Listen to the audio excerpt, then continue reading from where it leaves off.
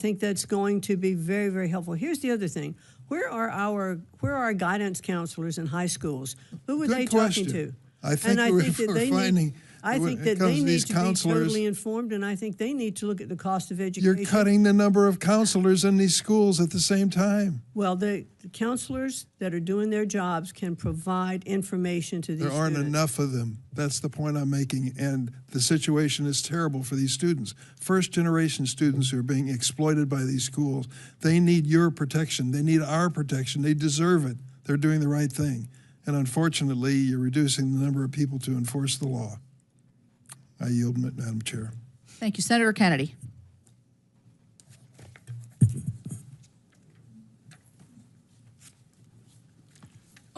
Madam Secretary, I want to welcome, by the way, I want to ask you about the TRIO program that has been mentioned, and its sister program, Gear Up. We spend $1.58 billion a year on TRIO. Yes. That's $1,580 million a year. Is my math right? I think that's right, sir. And how long have we been spending $1,580 million a year on this program? I'm not sure of the total length of time of the program. More than 10 years? Yes. So that's over $1 trillion we've spent on this program. And in this program, this $1 trillion we've spent, we give this money, as I appreciate it, to colleges and universities to encourage poor kids to go to college. Is that right? To provide some of those kids who have not yet been exposed to what it takes to get ready to go to college. Okay. To encourage poor kids to go to college, right? Yes. Okay. And given that we've spent $1 trillion, how many poor kids who otherwise wouldn't have gone to college have gone to college and graduated? A significant number, I would imagine. How many? I don't know exactly. Isn't that a question we should ask?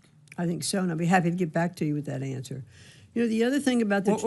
But wait, Madam Secretary, I'm not fussing at you.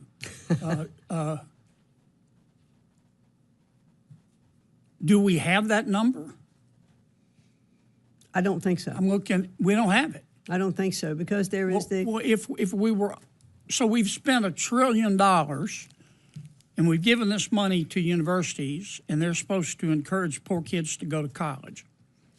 But we don't know how many poor kids went to college who otherwise wouldn't have gone to college and graduated, right? Correct. Well, what do your audits show? Well, that's the issue, and I mentioned it when I was... Are you able to audit? We're not. We're not able to audit, and there are constraints against the TRIO program for its accountability. The other issue with... Well, but I'm sorry to cut you off, but I don't have much time. So we spent $1 trillion. We gave it to the colleges. We said encourage poor kids to go to college. We don't know how many kids went to college because you don't have the authority to audit. How do you know these universities are not just using the money to operate instead of encouraging poor kids to go to college? I'm not sure. You don't know how? No. Because you can't audit. Correct. You understand hope is not a strategy. Yes, sir.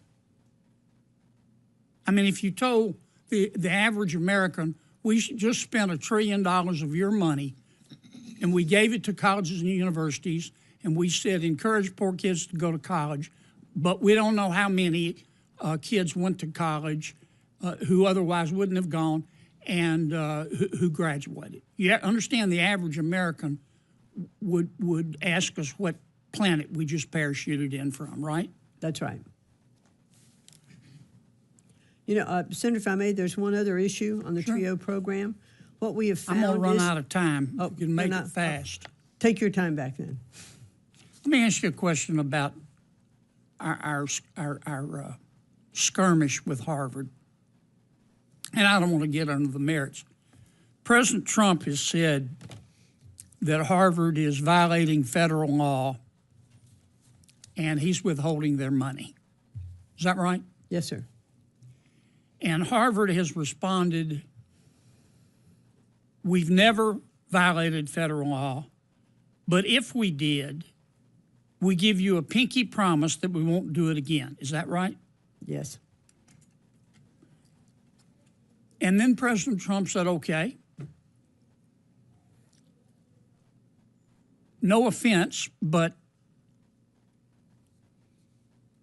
you know, I just want to be sure. So why doesn't Harvard, I will give Harvard the authority to appoint a monitor, pick whomever they want. The federal government has the right to veto the pick. So if they pick their brother-in-law, that wouldn't be fair. And Harvard has said, no, you just have to trust us. You have to accept their pinky promise. Is that basically what's going on? Well, and not only that, but Harvard did respond to our request for negotiations with a lawsuit. Well, but, so we're in the throes if of litigation. If Harvard would just agree to a monitor, that would solve the problem, wouldn't it? Might serve part of it. The provost is what vice provost that we've asked that would come on to be one of the monitors on that situation. I'm way over. I'm sorry, Madam Chair. Senator Reid. Well, thank you very much.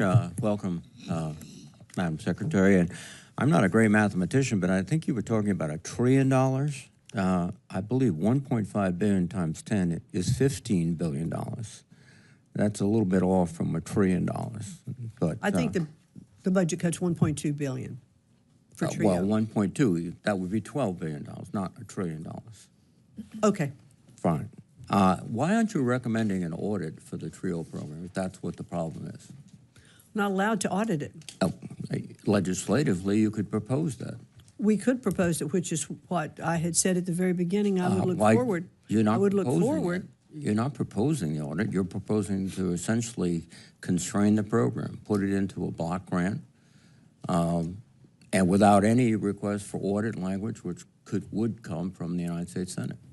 Well, that's exactly what I would request. Well, why don't if you the request president goes that, first. Secretary? Yes, I would like to do that.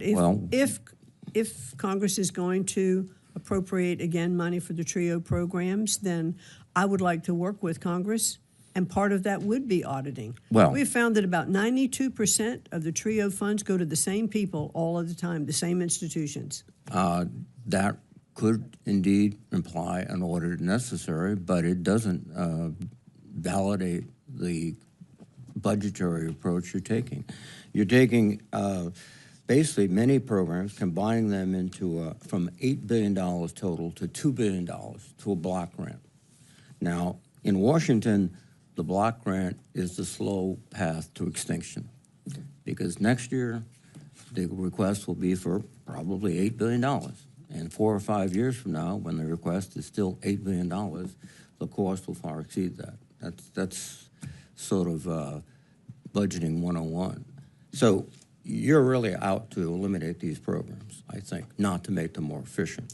That's not true. I disagree with that. Well, there are some budget cuts, but what we're asking for is a simplified funding measure, which will be a single grant funding to the states for them to use in the best way possible to make sure their education is working better. No, However, the other side of that, if I may, sir, is that we are reducing the regulatory burden. Do you know that 47 cents of every dollar that goes into a school, teachers spend complying with regulations? So if we can take away that regulatory burden, yes, while there are some cuts in the cost of funding, we still give the opportunity to have more dollars because we're reducing the regulatory burden. But let me understand this.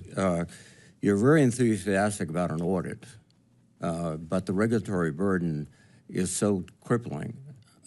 An audit would impose more requirements on the schools. I just think you're coming and going, and we're not making progress. The cut to these programs is profound, $6 billion.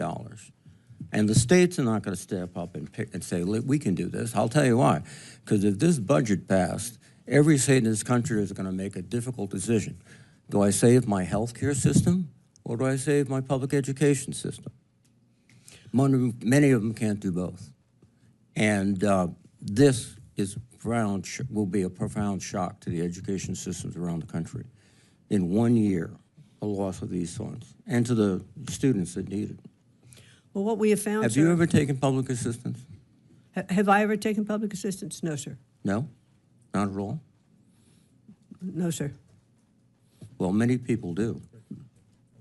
And they need that support to get ahead.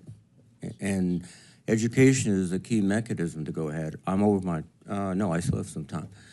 To get ahead, and it's remarkable. I think, this all sort of started with the GI Bill, when a generation of Americans got to education who never could get before. And then Senator Pell, my colleague, sort of saw that model and increased it. By the way, you're also decreasing the Pell Grants. You're shrinking educational opportunity in the United States for a whole generation and more, and also shrinking our ability to compete internationally and globally, because I don't think the Chinese will slack off in their investments in education. Senator, I appreciate your comments. However, we have spent $3 trillion since 1980 on education in our country when this department was set up, and our scores have continued to go down.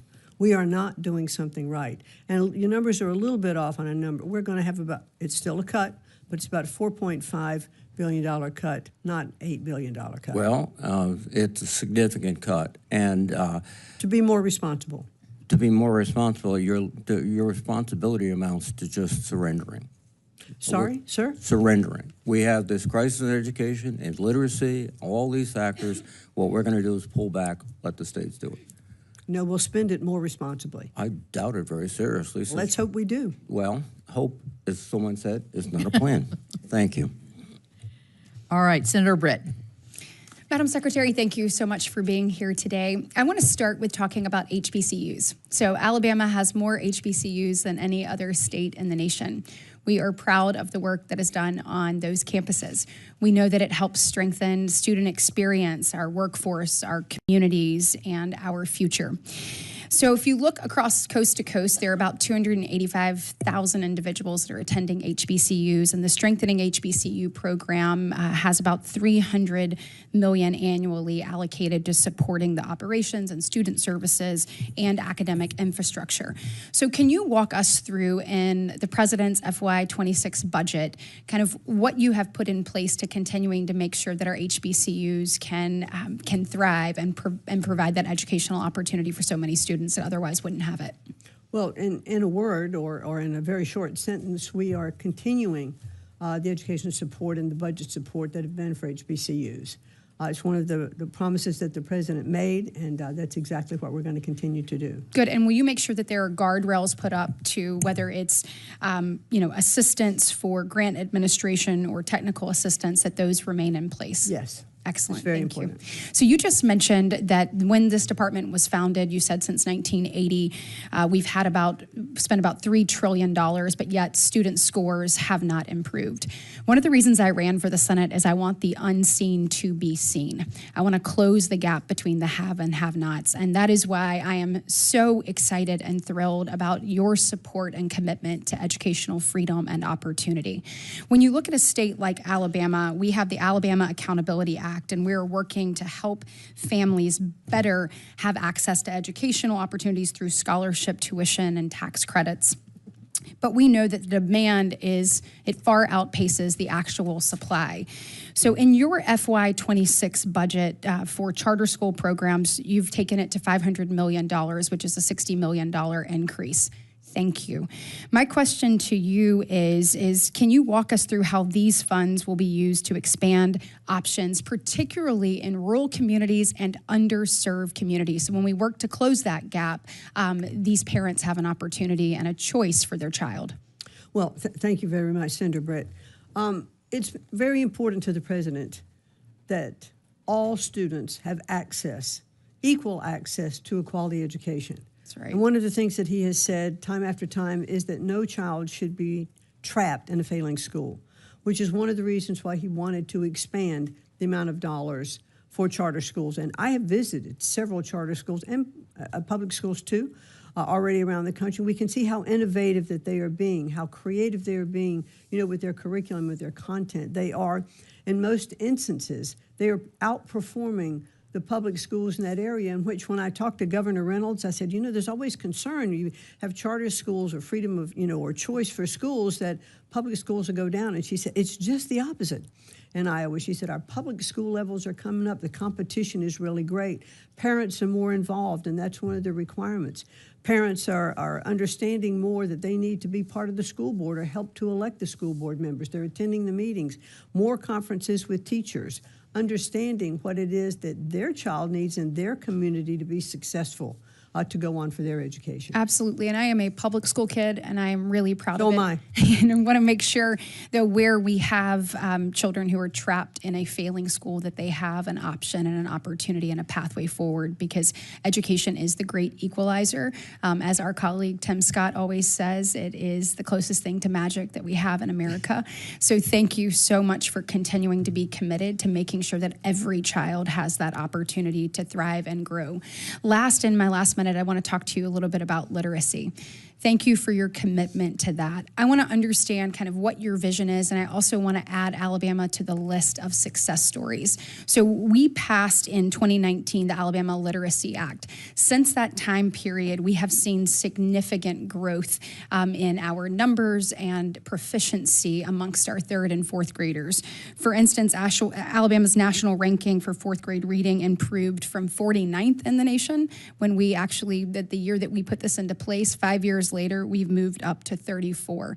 We believe with intentionality and evidence-based reading instruction and early intervention, you can make a difference that changes a child's pathway forward and opportunity that will be in front of them. So just want to talk a little bit about that. If you can tell me what your plans are there and how we can continue to support great work that's being done in states like Alabama. Evidence-based literacy is number one on my priority list. And I want to make sure that we are providing the information and the tools, to states for them to see the success that other states have had. I mean, other governors, just like you said in Alabama, have put in place kind of a return to basics, or that science of reading, and they have seen incredible results. And that's what I want to continue to see, across the country. We saw a 9-point tick up between 2003 and 2023 and 2024. Obviously, we have a ways to go, and we're going to continue to be committed to that. But thank you for your commitment to making sure these programs thrive. Thank you. Thank you. Senator Shaheen. Thank you, Madam Chair. Welcome, Secretary McMahon. Thank you. In your testimony, you said that your goal is to make education better, fairer, and more accountable. I think that's something that everyone on this committee could agree with. It's one of the reasons I support the TRIO programs. And I would like to align myself with the statements of Chair Capito and Chair Collins. And I can tell you that in New Hampshire, for the 2024 and 2025 school year, we had 1,468 students who were served by Upward Bound, of which 96% graduated from high school and 87% enrolled in college. 812 college students served, of which nearly 80% graduated with bachelor's degrees within 6 years.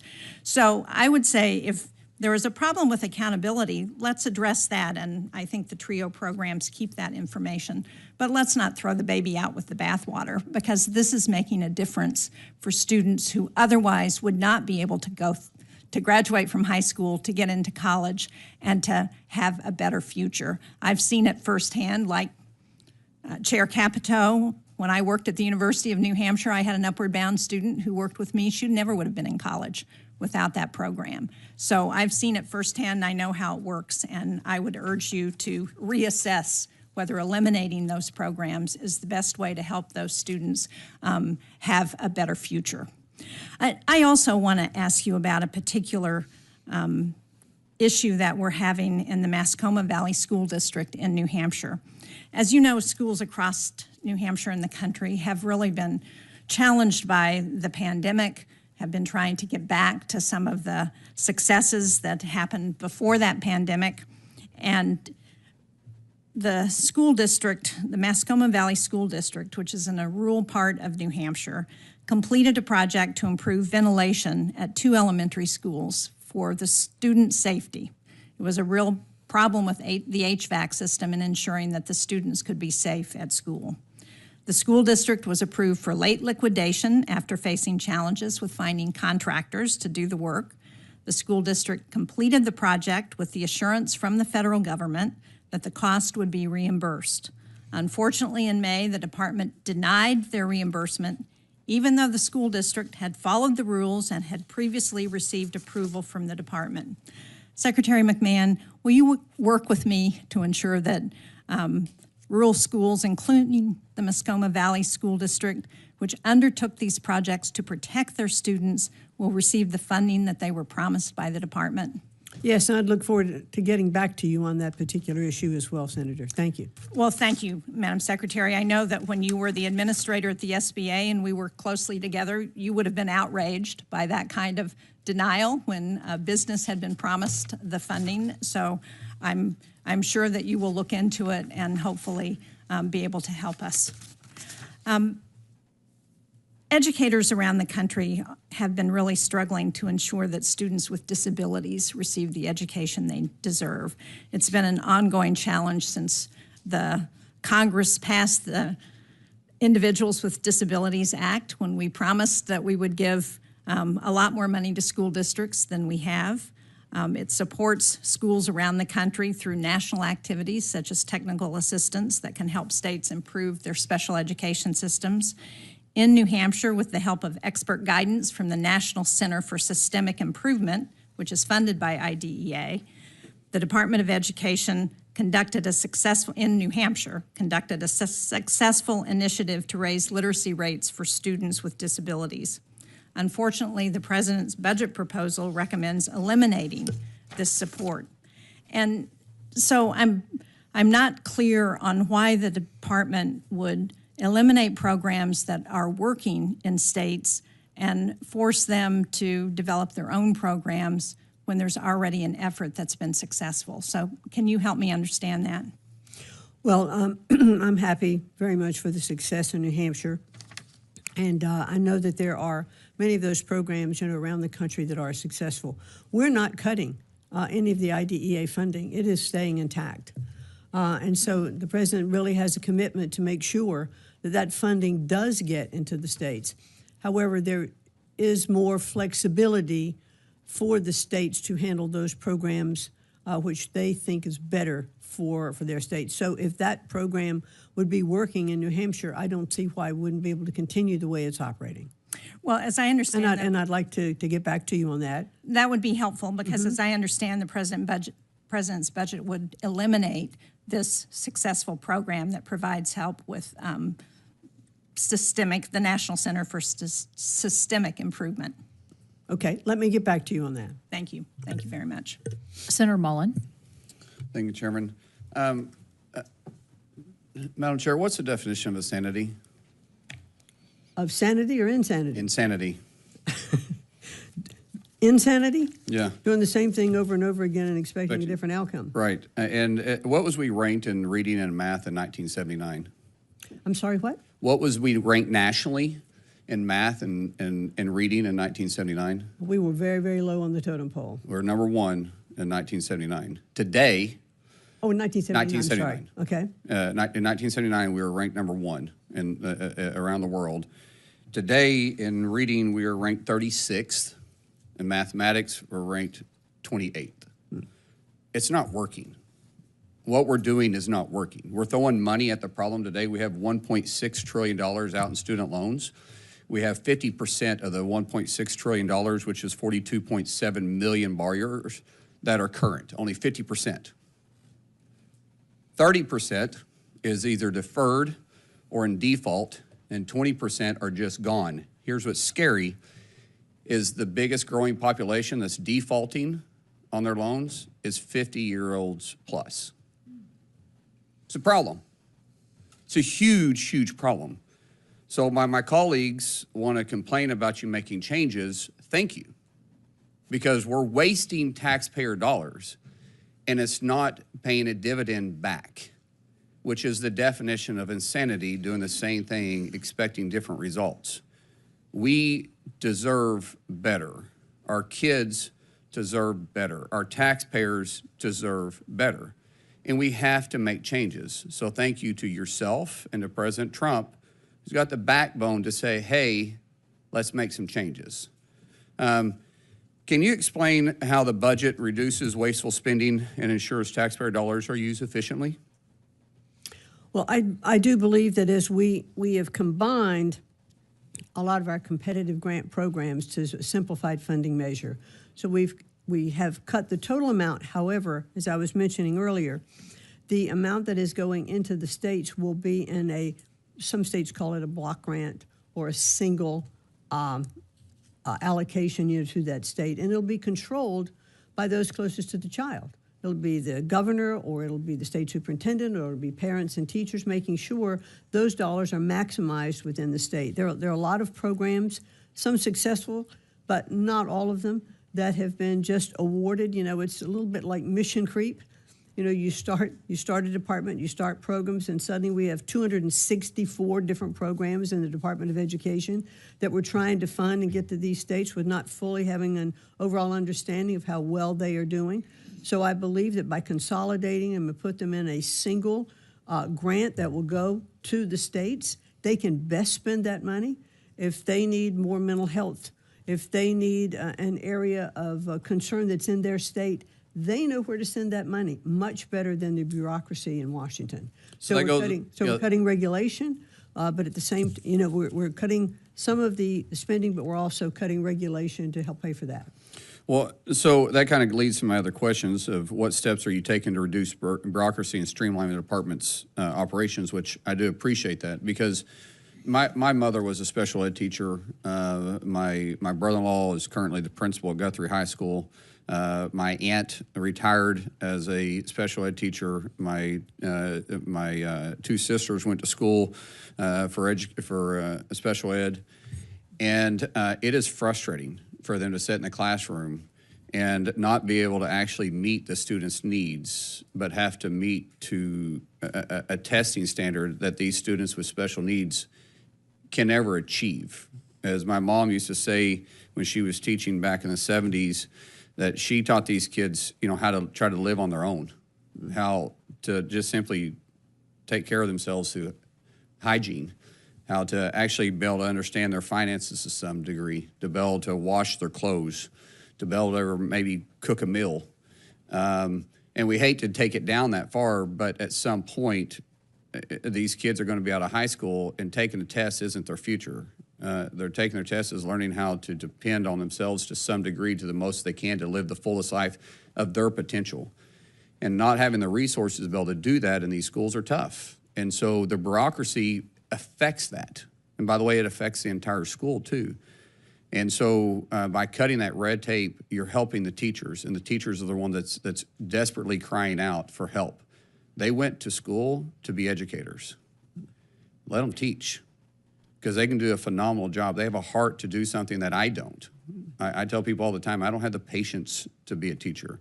But those that do, I want to give them all the help they can without having to worry about the red tape and the bureaucracy along the way. So I appreciate you pushing this from Washington, D.C., and letting the classroom make this decision for themselves. Thank you. Thank you.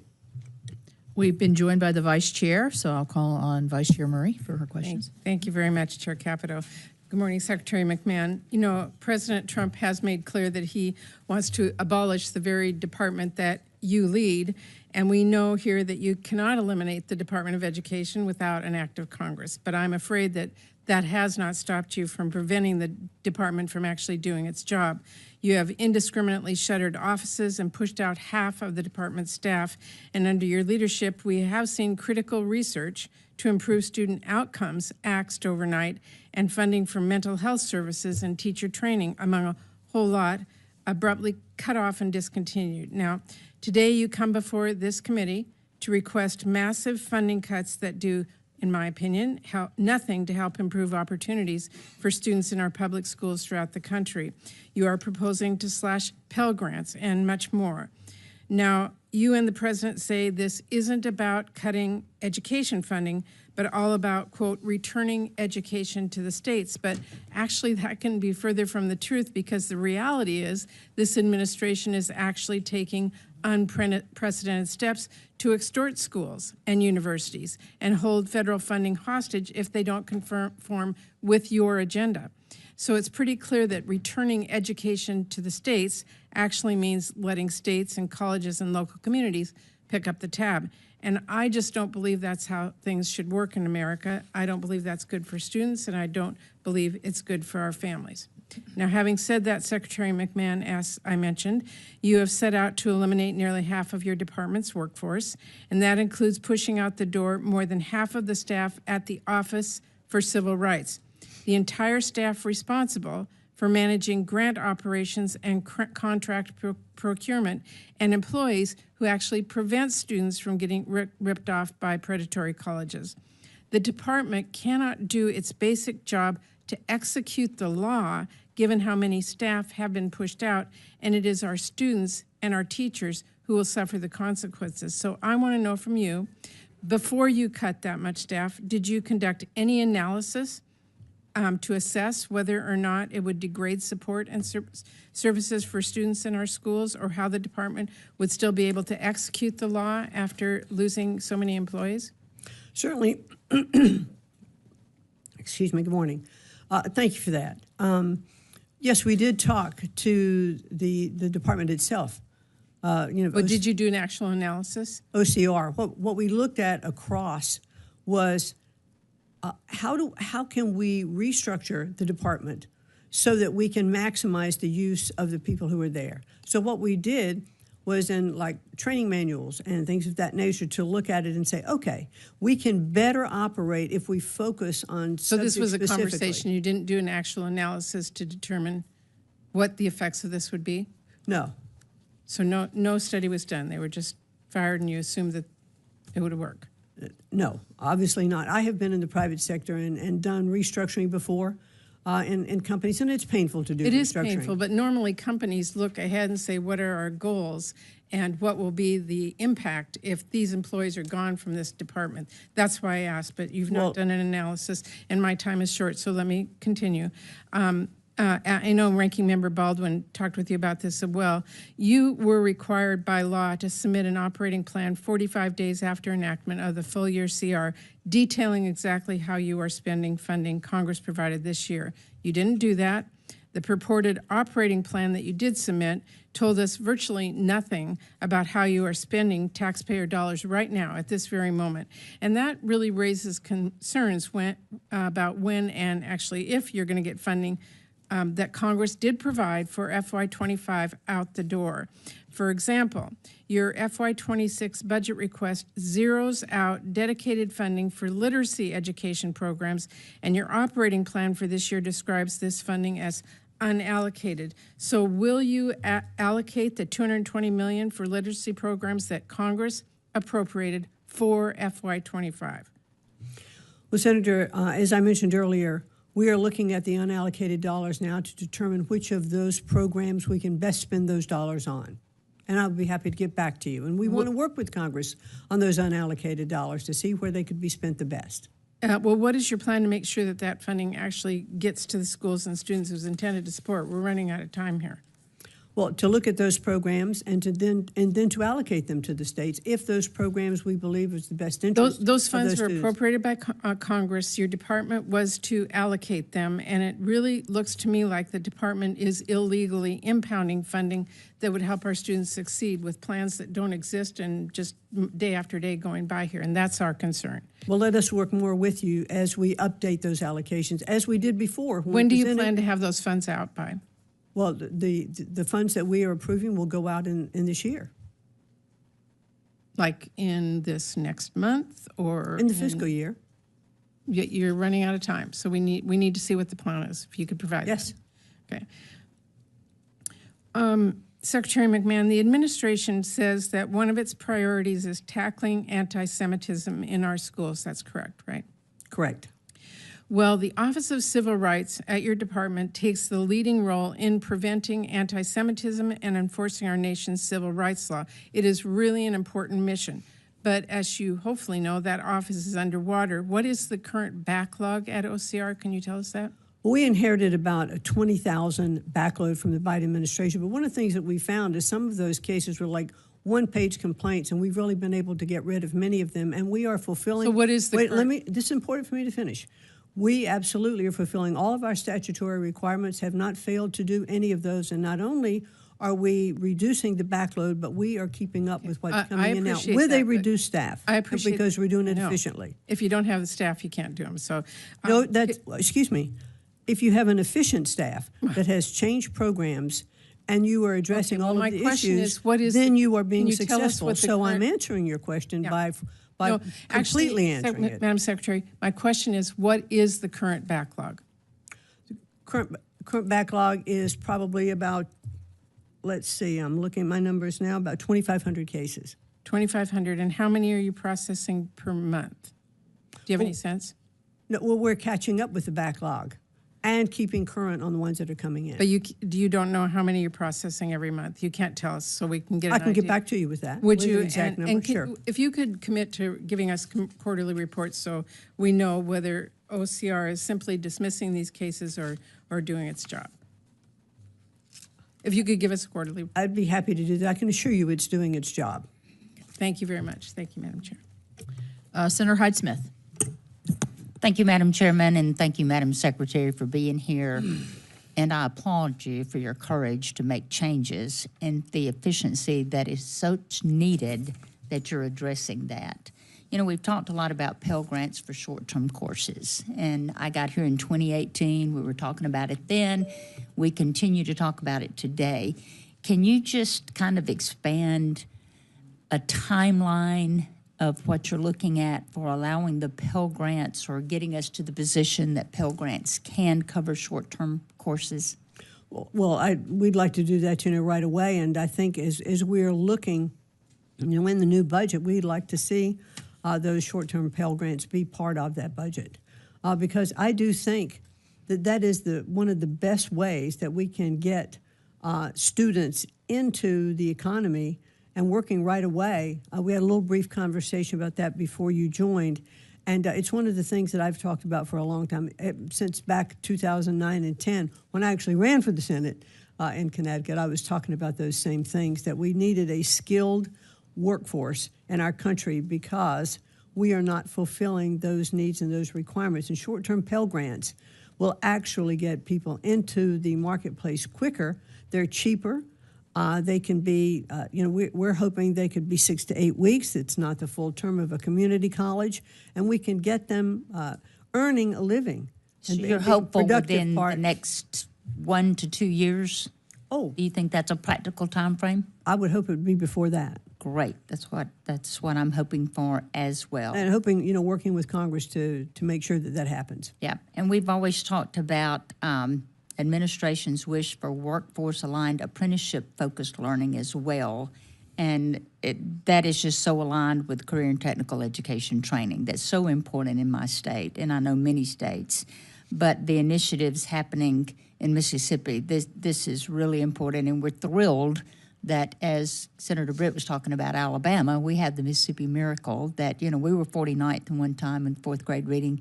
We're in the top 20 now. So it just shows that if you're intentional about something, you can accomplish it. And you did it at the state level without the interference of the federal government. We did it at the state level because we were intentional about doing it. But as such, career and technical grants are especially important to me and my constituents. Please provide us the details about the Department of Education's proposed FY26 budget for these career and technical programs. Well, really, we're looking very much across all states, and we're level funding CTE. It's not being reduced, in the current 26 budget. And I think, it's really the president has charged us to work with commerce and labor and all the different departments. We have about 43 different workforce development programs across government, and it's incredibly inefficient. So we would like to narrow that scope and work with different departments and find out exactly what we can do. And I think, Senator, you referenced about going with the Department of Labor. Those are conversations that are being held, because can we be more efficient working across different departments? And that's what we really want to do and what we want to accomplish. And let's talk about EIR grants, the Education, Innovation, and Research grants that are critical for boosting achievements in these high-need students. But Mississippi has received no grants from 2021 to 2024, despite the state facing challenges of medium incomes, low medium incomes, high rural student enrollment, and the teacher shortage that we're facing. In fact, no EIR grants were awarded to nearly 2/3 of the states represented by Republicans on the Senate Appropriations Committee. But California, New York, and Massachusetts awarded 49 separate EIR grants, totaling more than $300 million. But I just feel it's important to note that there are no limits on indirect cost imposed by these grants. And do you agree that the EIR funds need to be reformed to optimize their program's impact so that direct resources are sent to the areas of greatest need? Yeah, I'd like to work with you and get back to you on that. I'm not familiar specifically with what happened in Mississippi, but I would like to get back to you and work with you on that program. Yeah, we know a specific that applied, so it's not like we're not applying. We're definitely applying. Right. But in the competitive grant process. Correct, but zero, absolutely zero of that. Okay, I'm out of my time, but thank you for everything you're doing. Thank you. Senator Murphy. Thank you, Madam Chairman. Thank you to both of you for being here today.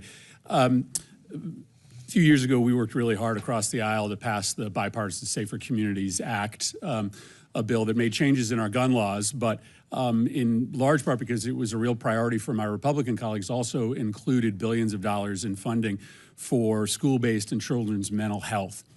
Earlier this year, you did something extraordinary. You canceled $1 billion worth of existing ongoing grants to schools all across the country. And it's extraordinary because you didn't cut off new grants, you cut off existing grants. So in states all across the nation, blue and red, there are now mental health programs for kids that are shutting down, and kids who have been relying on really important adults in their life, these counselors and social workers, are losing access. You know Connecticut very well. You shut off a program that provides mental health resources to kids in crisis in Northwest Connecticut. When they did a survey of these kids and asked the kids who are in this particular program who the one adult was who they would go to if they were in mental health trouble or in response to a trauma, every single one of those kids in that program named the counselor funded by this program. You've shut that grant down. When those kids show up to school next fall, that trusted adult will not be there. You've told this program, as well as all the other programs, that the reason is they're violating civil rights laws. This program has no idea what you mean by that. And I guess I just ask you this. I'm sure you had to weigh, factors in making this decision, but did you worry about what your decision would do to these kids where you've ripped away their counselors and social workers literally in the middle of the program? Do you worry about what's going to happen to those kids in Northwest Connecticut and kids all across the country who have lost access to their trusted adults? I certainly worry about mental health for children and adults all across the country. I certainly do. I guess I'm asking specific. You must have weighed this. I assume you weighed this when you made this extraordinary decision to shut down $1 billion worth of mental health programming for kids. Did you worry about what you would do to those specific kids? Well, what we have to do, I think, and that's what our simplified funding program is going to do, is to put programs into a single grant that's going to the states to be determined how that money can be best used. But how did you weigh the impact? I'm asking about this specific decision. How did you weigh the impact that, again, these kids in Northwest Connecticut, they literally say, this adult is the most important adult in my life. And you made a decision to shut down that program. And this can be replicated all over the country. how did you weigh the impact on those kids? It's a really cruel thing to do to those kids. So did you think about the impact on those kids? Well, I certainly can't evaluate every particular program in every school district across the state. There are some areas that need mental health more than there are others. And there were programs in the mental health program that did deal with DEI and with gender issues, et cetera. And it wasn't just about the kind of things that you're talking about. So in totality, as we look at mental health grants across the country, we have to make sure that those programs are being used to serve best in those communities. Yeah. So, therefore, a governor or a principal or a state superintendent would have the best information relative to what is needed in that particular state. Yeah, we know what we need in Northwest Connecticut, and what we need is for the federal government not to rip funding away from these kids in need in the middle of the service program. Or to better allocate the dollars you have and provide those professionals across the state Let that can handle it. me ask you another question. Obviously, we're trying to understand what the Department of Education is doing with respect to the threats you've made against institutions of higher education. In the letter that you sent to Harvard demanding that they make certain changes, you told them that they had to end all of their diversity programs, but that they had to institute viewpoint diversity. That doesn't seem to make sense. How do you tell them to end all their diversity programs? And we assume that this is a mandate that you will make of other schools as well. How do you ask them to end diversity programs while instituting viewpoint diversity? Those seems to be totally contradictory. No, the diversity programs that we've asked and demanded to be eliminated were the DEI, where they were those programs actually were pitting one group against another. Isn't viewpoint diversity a diversity program? A viewpoint diversity is exchange of ideas that's actually better, absolutely. Because Harvard only has 3%, by its own numbers, 3% conservative faculty.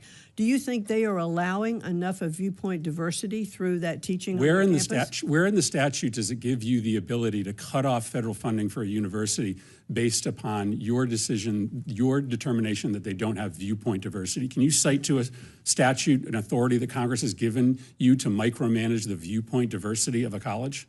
Well, certainly now let's back up. Well, no. I think that's really important. I'm going to answer your question. Can you cite a statute? Because you can't cut off funding for universities unless you have a statutory authorization to do so. So what statute gives you the right to tell any university that they have to have a certain mixture of viewpoints? So here's what happened with Harvard. No, it's a pretty simple. I don't mean to provide being hostile. Well, I have to give you some. I think you have to cite background. the statute. The statute's Title VI.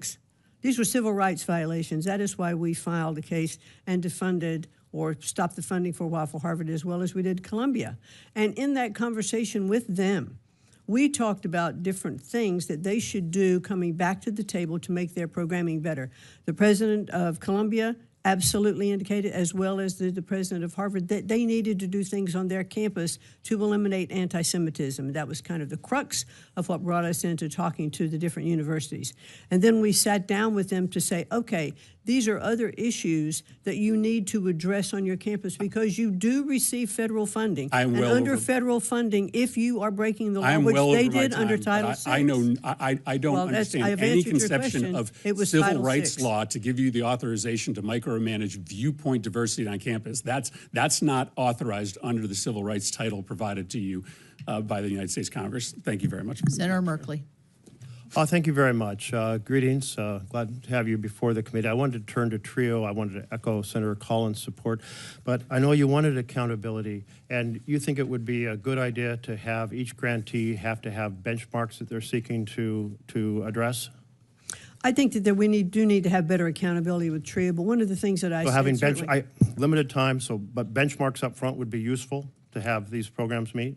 Yes, maybe have them do an annual report on meeting those benchmarks? Accountabilities, yes, because we don't now have the ability to track that. So actually, those benchmarks are set now, and each grantee has to do an annual report. Have you read those annual reports? I've not read them all, no. Okay, But I because do, I also know wanted that to- they're not following all Well, those different officers. so- And I've also said that if Congress... Madam, just let me finish if I can. And that is that you said there was no accountability. I just pointed out that two of the things you'd like to see, which are benchmarks and annual performance reports, are already done. In addition, the Pell Institute published a recent summary of 4 of the studies the Department of Education did on 4 of these 8 TRIO programs. Have you looked at those reports? Because they did a thorough evaluation of these programs. I have not personally, no. Well, that bothers me for you to come before us today and say there needs to be accountability, and yet there is accountability, and it just seems like a cover story for saying we don't want to help blue-collar kids make it into college. And I must tell you, most of my colleagues here, they're not blue-collar kids. I am. I know how hard it was to make that leap into college. I know the difficulty of the culture when you grow up in high school and you never talk to anybody about going to college, and you don't understand what that's all about in that world. And these TRIO programs have resulted in 6 million students graduating through those programs. And you want accountability? Well, what did those studies say that have been done by the Department of Education? They said upward bound students twice as likely to earn a bachelor's degree. Talent search students 33% more likely to enroll in college. Veterans upward bound, 42% more likely. I'm going to go on to my next question, but let me just say, your argument that there's no studies, no accountability, is just actually wrong. And the fact that you're coming here not even having looked at your own department studies of these programs in order to be informed about them is profoundly troubling. Let me turn to the cost of higher education. This is also very important to a blue-collar kid. Folks in my community today, because I still live in a blue-collar community, they say, we're not sure our kids should go to college because they'll end up with a millstone of mountain of debt and maybe no job. And here you are making it more expensive. I wonder if you know how much a student in Germany has to pay in tuition for university. I don't. It's 0. What about the broader European economic zone? Sir, we don't live in Europe. We It live here is in the 0. United But my States. point here is those countries are saying we want every child to thrive. We want every child to have opportunity. We don't want them to be saying our kids, maybe we should tell them not to go to college because they'll have this mountain of debt. And that opportunity, that's American values of opportunity for every individual. And here you are raising the cost of college, making it much harder for ordinary kids from blue-collar backgrounds to be able to pursue their dreams. And I find that totally inconsistent with Trump's campaign, where he said he would fight for ordinary families. No, I have to disagree, sir. We're not raising the cost of college. We are actually, with all of the programs that we want to put in place, we want colleges to reduce their cost. Well, actually, these loan programs that you're changing are making it much more expensive for kids to go to college, and they're getting We've the not message. changed loan programs. I'm going to turn to mental health because I'm very concerned about mental health. A few years ago, before COVID, when I was in a meeting with student counselors in Eastern Oregon, a very rural area, and they said, you know, we're seeing kids come in our early ages, and they're acting out much more than they ever did before. And I said, well, is this because was there a factory that just shut down here, or a mill that just shut down, or an infusion of wave of meth? And they said, no, those are all, the economy's a factor, drug use is a factor in our community. But no, those aren't new. And one of the counselors said, this is what's new. And they pulled out their cell phone. This is what's new. Kids are coming in with far less understanding and ability of how to sit in a collaborative environment like a classroom and how to communicate with other children and teachers. There is a book that just came out. My staff happened to put it on my desk this morning, so I'm going to ask for Chapter 5 to be put into the record, The Anxious Generation. And I was paging through it, and under Chapter 5, it notes that there are 4 factors in which these cell phones are affecting our children profoundly: social deprivation, sleep deprivation, attention fragmentation, and screen addiction. I'd really encourage you to take a look at this. I've been urging the department to seriously look at the issue of how childhood is changing. And childhood is changing because of technology in ways that are really compromising the ability of our education enterprise to work well. But this brings to my point about why you have canceled mental health grants for our schools. We have 5 schools in Oregon that got grants to have more mental health counselors, and you have canceled them. Why have you canceled mental health grants in the middle of a enormously challenging time for our students? We've not canceled mental health grants. We've said we're not continuing them after this year because we're going to allow those programs to be rebid and to take a different look at them, but they have not been canceled. And I couldn't agree with you more about cell phones. There's governors of several states who have said bell to bell, there are not going to be cell phones in the classroom, and they are seeing upticks in their literacy and also in the social interaction. So therefore, states have the abilities at very different levels to go ahead and make decisions and to put their policies in place that can be effective.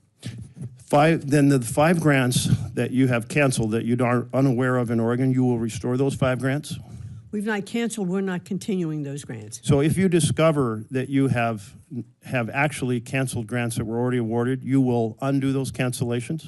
I would like to get back to you on that. I do not believe we've canceled any grants. We're not continuing, but we will rebid them. Well, you'll rebid them, meaning you're canceling them, but you'll rebid them. We are not continuing them. We haven't canceled them. Okay, well, They are continuing. I've got 5 schools that have received letters from you or your department saying their grants, their mental health grants have been canceled. They worked very hard to apply for those Canceled grants. or not continued. That they've been canceled, the grants that they have received for their programs. And I will look into that and get back to you. Obviously, when you get a grant, it's for work you're doing from here forward. So if not continuing means as of today we're not funding it, then you canceled the grant. No, you can rebid the grant, you can recompete the grant, and you can have different Is that what you're doing? aspects of it. You said the grants you got, we're ending them and we're taking them back, but we're going to I said we recompete them? are not continuing them after this year. We will have a rebidding process to relook at those grants. Well, I to do it strongly responsibly. encourage you to understand how the changes you're making are hurting ordinary kids across this country who may have aspirations, and those aspirations may not all require going to college, but many of those aspirations can be well served by higher education, and you shouldn't be putting obstacles in their path. Thank you. Senator Merkley, if you look, what we're doing has not worked.